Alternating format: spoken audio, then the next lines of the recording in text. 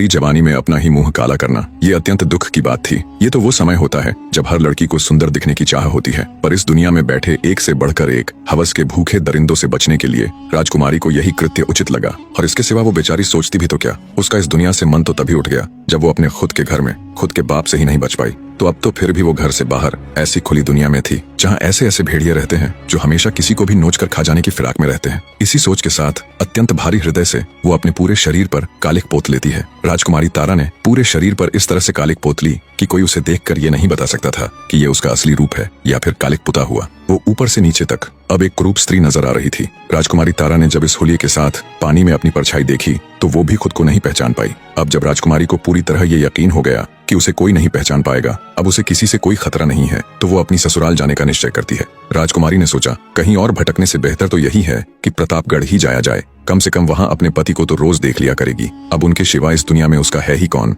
हाँ, ये अच्छा विचार है, इससे मैं उनके पास भी रह लूंगी और अपने परिवार की सेवा भी कर लूंगी और किसी को कुछ पता भी नहीं चलेगा कि मैं कौन हूँ, और ना ही मुझे किसी को यह घिनौना सच बताने की जरूरत पड़ेगी। इन्हीं विचारों के साथ राजकुमारी तेजी से अपनी ससुराल यानी प्रतापगढ़ की ओर बढ़ रही थी। तभी उसे रास्ते में एक गाड़ीवान दिखाई दिया। राजकुमारी तारावती कुछ धन के बदले उसकी गाड़ी में बैठ गई। शाम होते होते राजकुमारी तारावती प्रतापगढ़ पहुंच जाती है। जब वो महल के मुख्य द्वार पर जाती है तो पहरेदार उसे रोक लेते हैं। काली कल्लूटी बदसूरत स्त्री को देख बोहें चढ़ाते हुए पहरेदार बोले, कौन हो तुम और अंदर कहाँ चली जा रही हो? पहरेदारों की बात सुन राजकुमारी तारा ने विनती की कि वो एक दुखियारी स्त्री है जो दर दर भटकते हुए बहुत दूर से सिर्फ राजा साहब से मिलने आई है। उसकी हालत देख उसे एक भिखारिन समझ महल के पहरे पर खड़े पहरेदार उसे धमकाकर वहाँ से भगा देते हैं। राजकुमारी तारा का दिल दहाड़े मार मार कर रो रहा था। कितनी ही मुश्किल से, कितनी ही उम्मीदों के साथ वो यहाँ आई थी। राजकुमारी तारा इतनी दुखी थी कि वो किसी कुएं में कूदकर अपने प्राण त्यागने की सोच रही थी। फिर उसने सोचा बिना अपनी आखिरी कोशिश किए ऐसे तो अपने प्राण नहीं त्यागेगी। वो प्रतापगढ़ की एक सराय में रुक गई।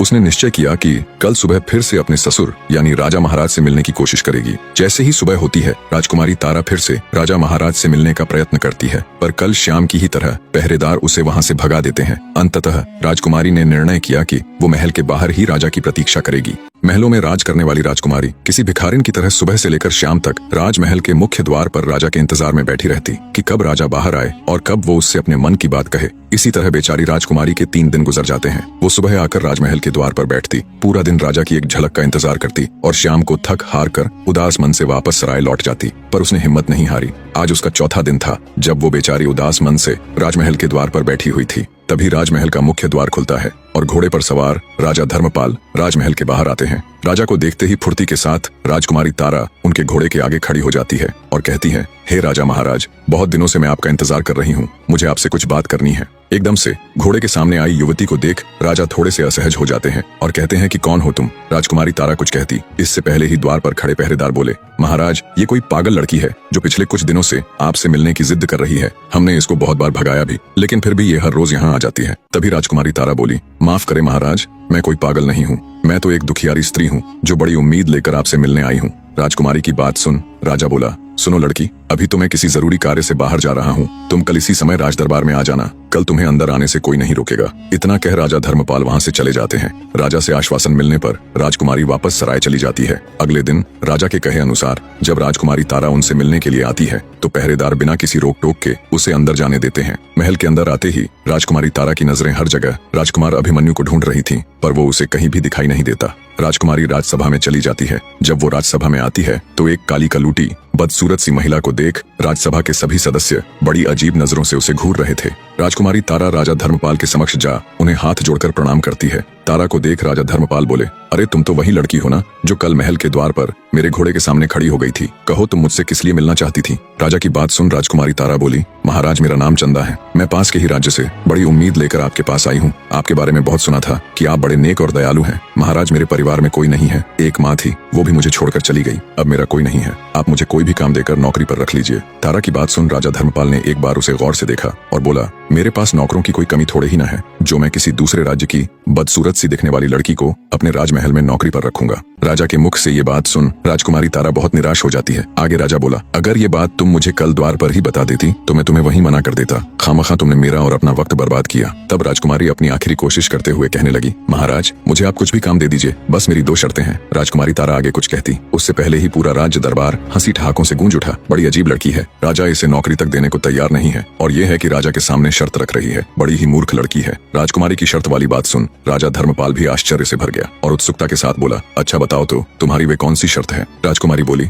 महाराज पहली ये कि मुझे अपने काम के बदले बस 2 वक्त की रूखी सूखी रोटियां ही चाहिए, क्योंकि इससे ज्यादा की मुझे जरूरत भी नहीं है, इसलिए आप इसे मेरी पहली शर्त ही मान सकते हैं। राजा ने सोचा, बड़ी बेवकूफ लड़की है, एक तो काम के बदले सिर्फ सूखी रोटियां मांग रही है और दूसरा उसे शर्त का नाम भी दे रही है। राजा उसकी मूर्खता पर मन ही मन मुस्कुराया और बोला, अच्छा ठीक है, अपनी दूसरी शर्त बताओ। राजकुमारी तारा बोली, महाराज मेरी दूसरी शर्त ये है, अगर मुझसे कोई गलती हो जाए, कोई भूल हो जाए, तो आप मुझे नौकरी से नहीं निकालेंगे, भले ही मेरी गलती के बदले मुझे कोड़े मारने की सजा दे दीजिएगा। इतना कह राजकुमारी तारा घुटनों पर बैठकर राजा के सामने गिड़गिड़ाने लगी और बोली, महाराज मुझ अनाथ पर दया कीजिए, अब आप ही मेरी आखिरी उम्मीद हो, कृपया मुझे मना मत कीजिएगा। उसको यूं गिड़गिड़ाते देख राजा धर्मपाल को उस पर दया आ जाती है। अंततः वे उसे जानवरों के बाड़े का काम दे देते हैं। राजा के पास बहुत गाय थीं, जिनको खिलाने पिलाने से लेकर उनको चराने ले जाने और बाड़े की साफ सफाई तक का सारा काम राजकुमारी तारा को सौंप दिया जाता है। उसके रहने की व्यवस्था भी पशुओं के साथ बाड़े में ही कर दी जाती है। राजकुमारी तारा अत्यंत खुश थी जब एक नौकरानी चंदा यानी राजकुमारी तारा को बाड़े के पास लेकर जाती है, तो राजकुमारी तारा को बाड़े से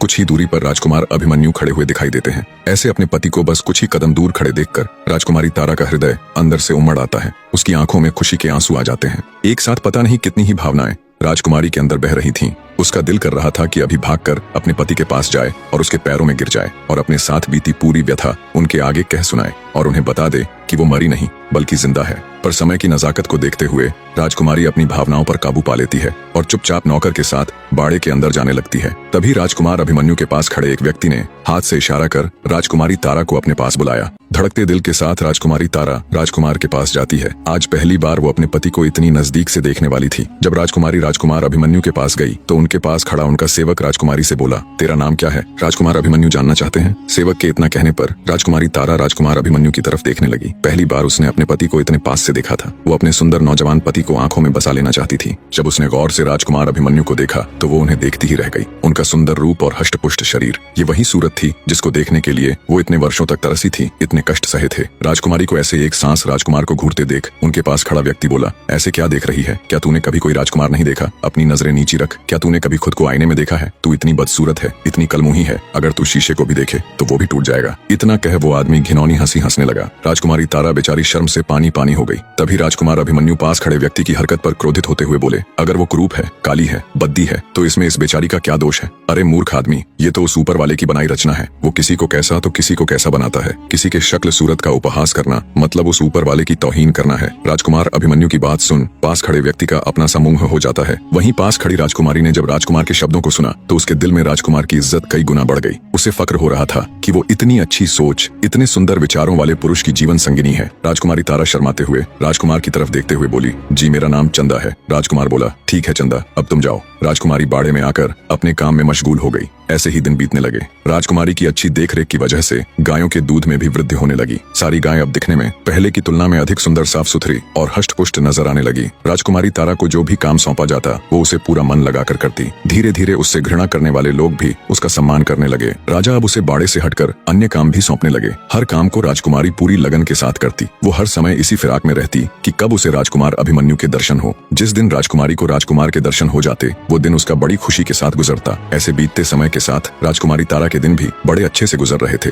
दूसरी तरफ उसका पिता यानी राजा मदनपाल राजकुमारी के न मिलने से बहुत अधिक चिंता में रहता था। वो उसकी गुमशुदगी की घोषणा भी नहीं करवा सकता था क्योंकि उसने राजकुमारी तारा को मृत घोषित किया हुआ था। हर गुजरने वाला दिन अब राजा मदनपाल के लिए किसी नरक में बिताए गए भयानक साल के बराबर होता। रह रहकर अब उसे अपने किए का पछतावा होता। अब राजा को अपने आप से घिन आने लगी थी। अब राजा मदनपाल को पूरी दुनिया में अपने से बुरा कोई भी व्यक्ति नहीं लगता। उसे लगता जैसे सारे संसार में सबसे दुष्ट और घिनौना व्यक्ति वही है, और ये सच भी था। राजा मदनपाल रात रात भर जाग कर खुद पर कोड़े बरसाता। अब उसकी जिंदगी का एक ही मकसद रह गया था कि कैसे भी करके वो राजकुमारी तारा को ढूंढे और उसके पैरों में गिरकर नाक रगड़कर उससे माफी मांगे। यदि वो अपने जीते जी इस जन्म में ऐसा कर पाया तो उसकी आत्मा को बहुत सुकून मिलेगा और कम से कम वो मर तो चैन से पाएगा, वरना मृत्यु के बाद भी वो इस घिनौनी सोच और अपराध की अग्नि में जलता रहेगा। इन्हीं विचारों की अग्नि में जलते राजा मदनपाल के दिन गुजर रहे थे। उधर राजा धर्मपाल अपने पुत्र राजकुमार अभिमन्यु के लिए फिर से कोई योग्य वधू ढूंढने में लग गया, क्योंकि राजकुमारी तारा की मृत्यु के संदेश को अब साल भर से ऊपर हो चुका था। ऐसे में राजा धर्मपाल फिर से अपने पुत्र अभिमन्यु का विवाह करवाना चाहता था। राजकुमार अभिमन्यु को जब ये खबर मिली तो वो अपने पिता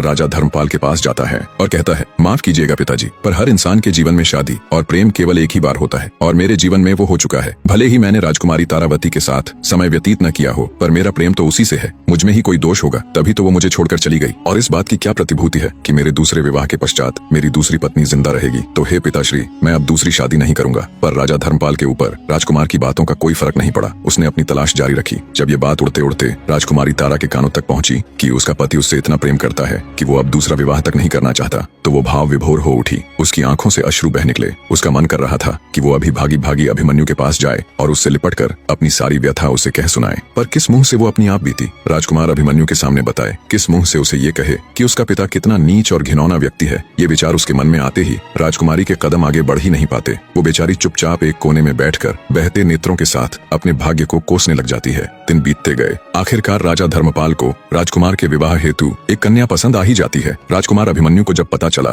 तो उसने बहुत मना किया, पर राजा धर्मपाल ने उसकी एक भी न सुनी और उसका विवाह पक्का कर दिया। जब ये खबर राजकुमारी तारा तक पहुंची तो उसके चेहरे पर बेबसी और क्रोध के मिश्रित भाव थे। राजकुमारी तारावती ने निश्चय किया कि चाहे कुछ भी हो जाए, चाहे उसे कुछ भी करना पड़े, वो राजकुमार अभिमन्यु का विवाह अन्य किसी दूसरी स्त्री के साथ नहीं होने देगी। एक औरत सब कुछ सहन कर सकती है, पर अपने जीते जी अपने पति का विवाह किसी दूसरी औरत के साथ ये वो कदापि नहीं देख सकती। ये उसके लिए कभी न खत्म होने वाले अंगारों के रास्ते पर चलने जैसा है। अगले दिन राजा ने चंदा को राज दरबार बुलाया और राजकुमार के विवाह से संबंधित सारा कार्य उसे सौंपते हुए कहने लगे, चंदा, जो भी काम तुम्हारी देख रेख में होता है वो एकदम सही तरीके से होता है। तो राजकुमार अभिमन्यु की शादी में जो भी छोटे मोटे काम होंगे, जैसे खाने पीने की व्यवस्था, साजो सजावट की व्यवस्था और कपड़े वगैरह, उन सब की जिम्मेदारी तुम्हारी है। राजा की बात सुन चंदा अंदर ही अंदर जल भुन गई। उसे लगा जैसे राजा उसको उसी की अर्थी जलाने की जिम्मेदारी दे रहे हो। चंदा बेचारी चुपचाप हाँ में गर्दन हिलाकर दरबार से चली जाती है। राजकुमार अभिमन्यु की शादी का मुहूर्त कुछ ही दिन बाद का निकला था। सब कुछ इतनी जल्दी करने की वजह थी राजा धर्मपाल का डर। उसे डर था कि शादी से नाखुश राजकुमार कोई बखेड़ा खड़ा न कर दे, इसलिए वो जल्द से जल्द उसका विवाह संपन्न करवाना चाहता था। दिन बीतते जा रहे थे। हर बीतते दिन को राजकुमारी तारा रो रो कर काट रही थी। उसे कुछ भी समझ नहीं आ रहा था कि वो ऐसा क्या करे जिससे राजकुमार अभिमन्यु की शादी टल जाए। दूसरी तरफ महल में शादी की तैयारियां जोरों पर थीं। अब शादी में सिर्फ 2 दिन ही शेष रह गए थे। राजकुमार की शादी थी तो राजा ने बहुत बड़े भोज का आयोजन भी किया हुआ था। आसपास के सभी गांवों से लेकर पास लगते राज्यों तक को भोज का निमंत्रण दिया हुआ था। पुराने समय में जब बड़े पैमाने पर भोज का आयोजन किया जाता तो भोजन के लिए मिट्टी के बर्तन उपयोग में लाए जाते थे। तो शादी भोज के लिए कुम्हार जब मिट्टी के बर्तनों को लेकर राजमहल आया तो उसने चंदा से पूछा, इन बर्तनों को कहाँ उतारना है? गुस्साई चंदा बोली, इन्हें बाहर ले जाकर पटक दो। चंदा की बात सुन कुम्हार असमंजस में पड़ गया। अब चूंकि राजा ने चंदा को ही देख रेख का कार्यभार सौंपा हुआ था तो वो उसके कहे को टाल न सका और उसने बाहर जाकर सभी बर्तनों को नीचे पटक दिया। फलस्वरूप सभी बर्तन नीचे गिरते ही टूट गए। इतने में तेली भी तेल के पात्र लेकर आ गया। राजकुमारी तारा ने हुक्म देकर वो सारा तेल भी मिट्टी में उड़लवा दिया। यही कृत्य उसने ग्वाले के साथ भी किया। ग्वाला जब दूध लेकर आया तो चंदा ने उसके सारे दूध को भी जमीन पर बिखरवा दिया और अंत में जहाँ खाने की सामग्री रखी हुई थी वहाँ अनेकों कीटों को छोड़ दिया, जिससे सारी भोजन सामग्री भी नष्ट हो गई। जब राजा को चंदा की इन सभी हरकतों का पता चला तो वो आग बबूला हो गया। राजा ने तुरंत उसे पकड़कर लाने का आदेश दिया। कुछ ही पलों में सिपाहियों ने उसे पकड़कर राजा के सम्मुख पेश किया। गुस्साए राजा का मन तो कर रहा था कि वो अभी धक्के मारकर तुरंत उस कलमुही चंदा को अपने राज्य से बाहर कर दे, पर राजा अपने ही वचनों में बंधा हुआ था। उसने चंदा यानी राजकुमारी तारा को ये वचन दिया था कि वो उसे नौकरी से कभी नहीं निकालेगा। तो वचनबद्ध राजा ने अपना गुस्सा शांत करने और चंदा को उसकी सजा देने के लिए सिपाहियों को आदेश दिया कि इसको 100 कोड़े मारे जाएं। कोड़े भी ऐसे कि हर कोड़े के साथ इसकी खाल उधड़ जाए। इसको पता तो चलना चाहिए कि इसने क्या जरूरत की है। राजा के आदेश पर राजकुमारी तारा को 100 कोड़े लगाए गए। कोड़े लगने से घायल बेचारी चंदा खून के आंसू रो रही थी। मारे दर्द के वो बिलबिला रही थी। कोड़े मारने की सजा पूरी होने पर सिपाही उसको उसकी झोपड़ी में छोड़ जाते हैं। वहाँ उसे उसी हालत में पड़े पड़े एक दिन और निकल जाता है। किसी ने भी राजकुमारी तारा की कोई सुध नहीं ली। एक तो कोड़ों की मार, ऊपर से राजकुमार की शादी का दुख, मानो दुनिया जहान के सारे दुख बेचारी राजकुमारी को एक साथ मिल गए हों। उसे सबसे ज्यादा दुख तो इस बात का था कि कल ही राजकुमार अभिमन्यु की शादी है। राजकुमार की शादी को टालने की उसकी हर योजना असफल हो चुकी थी। दुखी बैठी राजकुमारी तारा के मन में फिर से एक विचार आया जिससे उसकी आंखें एक बार फिर चमक उठी। अचानक वो अपने सारे दुख दर्द भूल एक नई ऊर्जा के साथ उठ खड़ी होती है और अपने दर्द को भूल हिम्मत करके राजा की घुड़साल में जाती है और राजा के सबसे तेज भागने वाले घोड़े को ले तेजी के साथ वो उस नगर की ओर चल पड़ती है जहाँ राजकुमार अभिमन्यु का विवाह होना था। हवा से बातें करते घोड़े की बदौलत राजकुमारी तारा कुछ ही घंटों का सफर तय कर रोजीवास नगर पहुंच जाती है। रोजीवास नगर राजकुमार अभिमन्यु की ससुराल यानी उसकी होने वाली पत्नी का घर था। वहाँ पहुंचकर अपनी योजना के तहत राजकुमारी तारा घोड़े को बाहर खड़ा कर राजमहल में प्रवेश कर जाती है। राजकुमारी विलासिनी अपने कमरे में अकेली बैठी है। कल होने वाले विवाह की तैयारियों के चलते वो थोड़ी व्याकुल सी थी। तभी राजकुमारी विलासिनी को दरवाजे पर किसी की दस्तक महसूस हुई तो वे बोल पड़ी, कौन है बाहर? राजकुमारी तारावती बोली, राजकुमारी जी, मैं आपकी सेविका हूँ, आपसे कुछ जरूरी बात करनी है, बहुत जरूरी है। राजकुमारी विलासिनी थोड़ा संकोच करते हुए बोली, अच्छा अंदर आ जाओ। राजकुमारी की सहमति मिलने पर राजकुमारी तारा झुके हुए सिर के साथ अंदर आ जाती है। उसको देख राजकुमारी विलासिनी बोली, बोलो क्या बात है? तारावती बोली, माफ करे राजकुमारी जी, मैं अच्छे से जानती हूँ कि कल आप राजकुमार अभिमन्यु से विवाह करने जा रही हैं, पर आपको यह विवाह नहीं करना चाहिए। तारावती की बात सुन राजकुमारी विलासिनी चौंक जाती है और कहती है, क्या कह रही हो तुम, और तुम हो कौन? मैंने तो तुम्हें इससे पहले कभी राजमहल में नहीं देखा। तब तारावती धीरे से राजकुमारी के पास आई और बोली, राजकुमारी जी, मैं आपको सब कुछ बता दूंगी, बस आप थोड़ा धीरज रखकर मेरी पूरी बात सुन लीजिएगा एक बार। मैं चाहती थी कि शादी से पहले आपको ये सच्चाई जरूर पता होनी चाहिए। तारावती की बात सुन राजकुमारी विलासिनी के सब्र का बांध टूट जाता है। वो सख्ती से बोली, ये पहेलियां बुझाना बंद करो और साफ साफ कहो जो तुम कहना चाहती हो। तब राजकुमारी तारावती बोली, राजकुमारी जी, राजकुमार अभिमन्यु यानी आपके होने वाले पति की पहली पत्नी अभी मरी नहीं है। ये सुन राजकुमारी विलासिनी स्तब्ध हो उठ खड़ी हुई और बोली, ये क्या कह रही हो तुम? सबको तो यही बताया गया कि उनकी पत्नी मर चुकी है। तारावती बोली, नहीं राजकुमारी जी, वो जिंदा है, पर कुछ मजबूरियों के चलते उसने अपनी हकीकत को छुपा रखा है। वो अब भी अपने पति को बेइंतहा प्यार करती है। राजकुमारी विलासिनी बोली, पर वो है कौन और तुम ये सब कैसे जानती हो? तब राजकुमारी तारावती धीरे से अपनी ओढ़नी हटाती है और कहती है, मैं ही हूँ तारावती, राजकुमार अभिमन्यु की पहली पत्नी। ये सुन राजकुमारी विलासिनी स्तब्ध सी खड़ी रह जाती है। फिर बोली, क्या है ये सब? मुझे अब भी कुछ समझ नहीं आ रहा। तब राजकुमारी तारावती शुरू से लेकर आखिर तक अपनी पूरी आप बीती राजकुमारी विलासिनी के आगे कह सुनाती है कि कैसे उसके धूर्त पिता के कारण उसे आधी रात को राजमहल छोड़ना पड़ा और क्यों उसने अपने सुंदर रूप को बिगाड़कर खुद को एक कुरूप स्त्री बना लिया और कैसे वो राजकुमार अभिमन्यु के महल में एक नौकरानी की तरह रह रही है। इतना कह राजकुमारी तारा अपनी ओढ़नी के पल्लू से अपने चेहरे की कालिक हटाती है। ये देख और पूरी बात जान राजकुमारी विलासिनी स्तब्ध रह जाती है। आगे राजकुमारी तारा बोली, माफ करना बहन, पर अब भी राजकुमार अभिमन्यु मुझसे बहुत प्यार करते हैं। उनकी नजरों में ये जानते हुए भी कि मैं इस दुनिया में नहीं हूँ, वो तो शादी के लिए बिल्कुल भी तैयार नहीं थे, पर अपने पिता के कारण मजबूरी में वो ये सब कर रहे हैं। राजकुमारी तारा की पूरी बात सुन राजकुमारी विलासिनी हैरानी के साथ साथ बहुत भावुक भी हो जाती है और कहती है, तो फिर तुम ये सब राजकुमार को बता क्यों नहीं देती? कब तक अपने मुंह पर ऐसे कालिक पोते अपनी सच्चाई को छुपाती फिरोगी? आगे राजकुमारी विलासिनी तारावती से कहती है, ये सब जानने के बाद मैं तो राजकुमार अभिमन्यु से विवाह के लिए मना कर दूंगी, पर जब राजकुमार अभिमन्यु के पिता कहीं और उनकी शादी तय कर देंगे तो क्या तब भी तुम वहाँ जाकर उसकी होने वाली पत्नी को अपनी ये दास्तां सुनाती फिरोगी? और ऐसा कब तक करती रहोगी तुम? राजकुमारी विलासिनी की बात सुन तारावती बोली, नहीं राजकुमारी जी, ऐसा नहीं है। मैं बहुत जल्द अनुकूल समय देखकर अपनी सच्चाई राजकुमार अभिमन्यु को बता दूंगी। पर हे राजकुमारी साहिबा, तब तक मेरी आपसे एक गुजारिश है कि आप ये राज किसी को भी नहीं बताएंगी, क्योंकि मैं नहीं चाहती कि मेरी हकीकत, मेरी सच्चाई का पता राजकुमार अभिमन्यु को किसी और से चले। आखिर राजकुमारी विलासिनी भी थी तो एक औरत ही। वो राजकुमारी तारावती का दुख समझकर उसे विश्वास दिलाती है कि वो उसकी सच्चाई किसी के आगे बयान नहीं करेगी और कोई अन्य कारण देकर राजकुमार से विवाह के लिए मना कर देगी। राजकुमारी विलासिनी की बात सुन राजकुमारी तारा को बहुत सुकून मिला। वो हाथ जोड़कर राजकुमारी का शुक्रिया अदा कर खुशी खुशी उससे विदाई ले वापस प्रतापगढ़ की ओर रवाना हो जाती है। राजकुमारी तारा जल्दी से जल्दी प्रतापगढ़ पहुंचना चाहती थी। वो नहीं चाहती थी कि उसके बाहर जाने की खबर किसी को भी पता चले। राजकुमारी तारावती के जाने के बाद राजकुमारी विलासिनी अपने माँ बाप के पास जाती है। देखा तो वो दोनों बहुत खुश थे और कल होने वाले उसके विवाह की ही चर्चा कर रहे थे कि इतना अच्छा दामाद तो बड़ी किस्मत से मिलता है। उनको खुश देख राजकुमारी विलासिनी का मन थोड़ा उदास हो जाता है, पर फिर भी वो कड़ा हृदय करके उनके पास जाती है और कहती है कि वो ये विवाह नहीं करेगी। उसकी बात सुन उसके माता पिता हैरानी के साथ उससे विवाह न करने की वजह पूछते हैं। तब राजकुमारी बोली, माफ करना पिताजी, माताजी, मुझे बहुत अजीब सा लग रहा है। मेरा दिल बिल्कुल भी ये शादी करने की गवाही नहीं दे रहा। मुझे ऐसा प्रतीत हो रहा है कि इस शादी से कोई खुश नहीं रह पाएगा, न मैं, न राजकुमार अभिमन्यु और न आप सब। अंततः मैं ये फैसला बहुत सोच समझ कर ले रही हूँ। आप लोग मुझ पर भरोसा कर मेरा यकीन कीजिए और कोई अन्य सवाल मत पूछिएगा बस। राजकुमारी की बात सुन उसके माता पिता दुखी मन से उसकी बात स्वीकार लेते हैं। अगले दिन राजकुमारी विलासिनी के पिता अपने एक विश्वास पात्र सेवक के हाथों शाही पत्र में ये सूचना लिखकर राजा धर्मपाल के पास भिजवा देते हैं। सेवक जब शाही पत्र ले राजा धर्मपाल के पास जाता है तो वे तुनक जाते हैं। उनके चेहरे पर चिंता के भाव उभर आते हैं, क्योंकि इससे पहले जब उन्हें ऐसा पत्र मिला था तब उस पत्र में उनकी पुत्र वधू की मृत्यु का समाचार था। इसलिए किसी अनहोनी की आशंका के साथ वे अनमने ढंग से सेवक को आदेश देते हुए पत्र पढ़ने को कहते हैं। राजा का आदेश मिलने पर सेवक पत्र पढ़ना शुरू करता है। श्रीमान महाराज धर्मपाल जी को मेरा सादर प्रणाम। आपके द्वारा राजकुमारी विलासिनी और राजकुमार अभिमन्यु के मध्य प्रस्तावित विवाह हेतु जो स्नेह और विश्वास प्रकट किया गया उसके लिए हम हृदय से आभार प्रकट करते हैं, परंतु अत्यंत खेद के साथ सूचित करना पड़ रहा है कि हमारी पुत्री पुत्री राजकुमारी विलासिनी इस विवाह प्रस्ताव से विनम्रता पूर्वक पीछे हटने का निर्णय ले चुकी हैं। राजकुमारी का मत है कि यह विवाह दोनों राज्यों के सम्मान और भविष्य की शांति के लिए यदि न हो तो अधिक उचित रहेगा। उनके मन में इस संबंध को लेकर एक ऐसा आंतरिक द्वंद्व उत्पन्न हुआ है जिसे उन्होंने पूरी शिष्टता व आत्मगौरव के साथ हमारे समक्ष रखा। हम यह स्पष्ट करना चाहेंगे कि यह निर्णय किसी बाहरी दबाव, असम्मान या अपमान के कारण नहीं लिया गया है, बल्कि यह हमारी पुत्री की अंतरात्मा की आवाज है जिसे हम नकार नहीं सकते। हमें पूर्ण विश्वास है कि आप हमारे इस निर्णय को सम्मान देंगे और दोनों राज्यों के मध्य सौहार्द एवं मैत्रीपूर्ण संबंध पूर्ववत प्रगाढ़ बने रहेंगे। आपका सदा शुभ चिंतक महाराज रत्नवर्धन सिंह।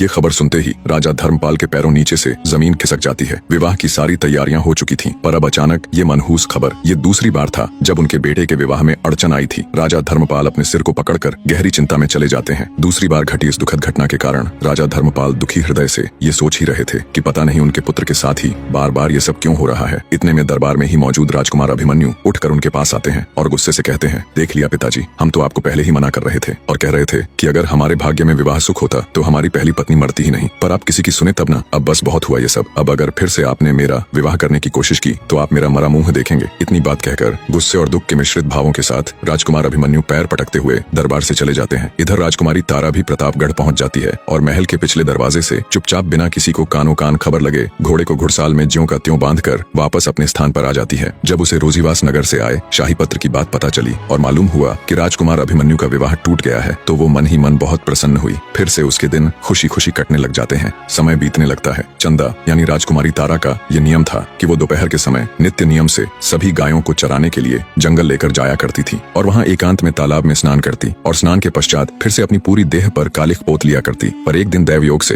राजकुमार अभिमन्यु जंगल की तरफ आ निकले। राजकुमारी तारा तालाब में स्नान कर रही थी। वो एकदम निश्चिंत हो अपने ही ख्यालों में खोई बड़े ही आनंद के साथ स्नान करने में मग्न थी। दूसरी तरफ राजकुमार अभिमन्यु जंगल की तरफ बढ़ रहे थे। आमतौर पर वे इस समय कभी जंगल की तरफ नहीं आते थे। वो धीरे धीरे तालाब की ही ओर बढ़ रहे थे। राजकुमारी तारा अपने निर्धारित समय में स्नान कर वस्त्र आदि पहनने के उपरांत आखिर में बचे हुए अपने हाथों के ऊपर कालिख पोत रही थी। तब तक राजकुमार अभिमन्यु घूमते घूमते जब वे तालाब के पास पहुंचे तो उनकी नजर राजकुमारी तारावती पर गई। राजकुमारी का मुख उस समय दूसरी दिशा में था। वो बड़े ही आराम से आखिर में बचे अपने हाथों पर कालिख पोतने में तल्लीन थी। राजकुमार की नजर जब उसके गोरे हाथों पर गई तो वो अचंभित हो गया। ये कैसे हो सकता है? इसके हाथ इतने गोरे कैसे हो सकते हैं? ये तो काली थी ना। क्या ये कुछ छिपा रही है? क्या इसकी हकीकत कुछ और ही है? जरूर इसके पीछे कोई तो रहस्य है। एकदम से ऐसे अनेकों सवाल राजकुमार अभिमन्यु के दिमाग में उथल पुथल मचाने लगे। तभी राजकुमार ने विचार किया कि अभी उसके पास जाए और उसी से इस सब के बारे में पूछे। पर अगले ही पल वो कुछ सोचकर रुक गया। उसने विचार किया कि वो कल फिर से इसी समय यहाँ आएगा और पूरी सच्चाई का पता लगाएगा। इसी सोच के साथ राजकुमार अभिमन्यु ने चुपचाप अपना घोड़ा वापस मोड़ लिया और जरा सा भी शोर किए बिना वहां से चला गया। रात को उसे ठीक से नींद भी नहीं आई। बार बार उसकी आंखों के सामने चंदा के हाथों की छवि उभर कर आ रही थी। आखिर एक कुरूप स्त्री के हाथ इतने सुंदर कैसे हो सकते हैं? इन्हीं विचारों की उधेड़-बुन में करवटें बदलते बदलते सुबह हो जाती है। सच्चाई का पता लगाने के लिए राजकुमार अभिमन्यु कल बीती घटना के समय से बहुत पहले ही जंगलों में चला जाता है और तालाब के पास झाड़ियों में छिप कर बैठ जाता है। दोपहर का समय हुआ तो गायों के रंभाने की आवाज उसके कानों में पड़ी। राजकुमार अभिमन्यु और अधिक सतर्क होकर बैठ जाता है। कुछ ही देर में राजकुमारी तारा गायों के साथ तालाब के निकट पहुंच जाती है। हमेशा की तरह उसने गायों को चरने के लिए छोड़ दिया और खुद तालाब के किनारे जा स्नान करने के लिए अपने वस्त्र उतारने लग जाती है। राजकुमार अभिमन्यु ये देखते ही आंखें बंद करके दूसरी तरफ देखने लग जाते हैं। पराई स्त्री को ऐसे देखना उनके लिए अक्षम्य अपराध था। जैसे ही पानी की कलकल की ध्वनि उसके कानों में पड़ी तो उसे यकीन हो गया कि चंदा अब पानी में उतर चुकी है। तो उसने आंखें खोलकर फिर से तालाब की तरफ देखा। पानी में उतरते ही चंदा यानी राजकुमारी तारा की कालिख उतर चुकी थी और उसका सुंदर चेहरा दमक रहा था। जब राजकुमार की नजर उसके चमकते हुए बेदाग चेहरे पर पड़ी तो तुरंत उसे झटका सा लगा। वही सुंदरता, वही होंठ, वही कजरारी आंखें,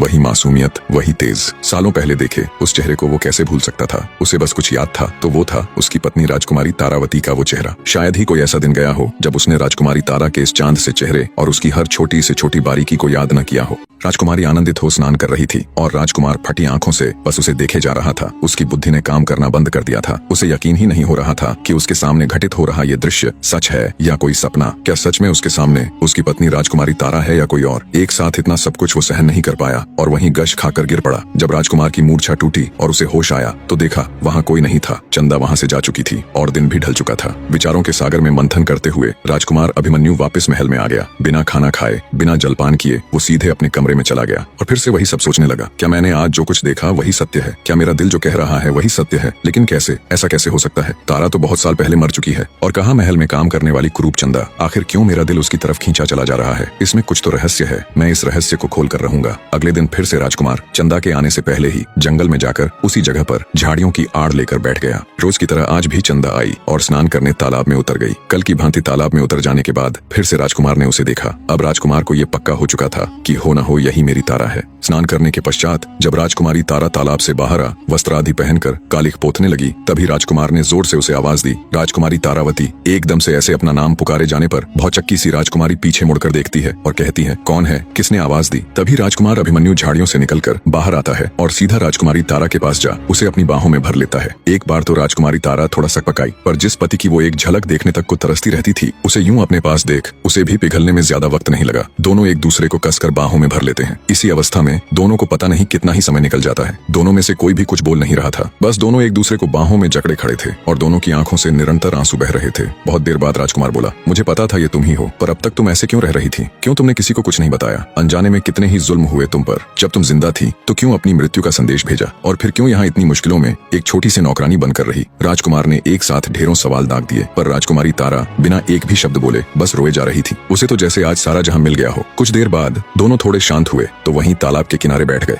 राजकुमार का अपने प्रति प्रेम और सम्मान देखकर राजकुमारी तारा ने निश्चय किया कि वो राजकुमार को सब बता देंगी। यही वो अनुकूल समय है। फिर राजकुमारी ने शुरू से लेकर अंत तक अपनी पूरी व्यथा बहते नेत्रों के साथ राजकुमार अभिमन्यु के आगे कह सुनाई। सब कुछ जानने सुनने के बाद राजकुमार अभिमन्यु भौचक्का रह जाता है। नाजुक सी राजकुमारी कितना कुछ झेल गई। राजकुमारी तारा के रूप में मिली जीवन संगिनी पर उसे गर्व हो रहा था, जिसने अपनी इज्जत बचाने के लिए अपने घर बार तक को छोड़ दिया, नौकरानियों की तरह रही और क्या कुछ नहीं सहा। राजकुमार अभिमन्यु बोला, सुनो प्रिय, जो हुआ मैं उसको बदल तो नहीं सकता, पर आज मैं तुमसे एक वादा करता हूँ कि मैं अब कभी भी कोई भी दुख दर्द, कोई भी मुश्किल तुम्हारे जीवन में नहीं आने दूंगा। तुम्हें हर वो खुशी दूंगा जिसकी तुम हकदार हो। मुझे गर्व है तुम्हारे जैसी जीवन संगिनी मिलने पर। और तुम किस बात के लिए शर्मिंदा हो रही हो? अरे तुमने तो वो किया और सहा है जो शायद दूसरी कोई भी औरत न सह पाती और न कर पाती। राजकुमार अभिमन्यु राजकुमारी तारा को अपने साथ ले राजमहल चला जाता है। जब सबको पूरी बात की खबर लगी तो जिस किसी ने भी राजकुमारी के साथ दुर्व्यवहार किया था उन सब ने उससे माफी मांगी, जिनमें उसे महल के द्वार पर रोकने वाले पहरेदार से लेकर हर वो शख्स था जिसने उसके कुरूप होने पर उसे ताने मारे थे,